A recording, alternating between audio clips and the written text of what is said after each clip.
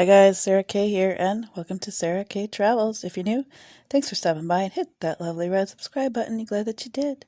So you are looking at this beautiful picture, beautiful view, just beautiful scenery, beautiful beach of the Island Sands Resort in Maui.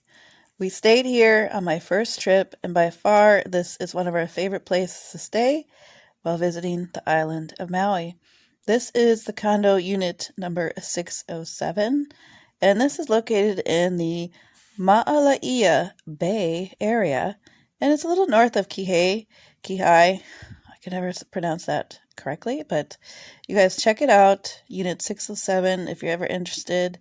Look this place up. It has a gorgeous view, as you'll see in the video. So let's go check it out.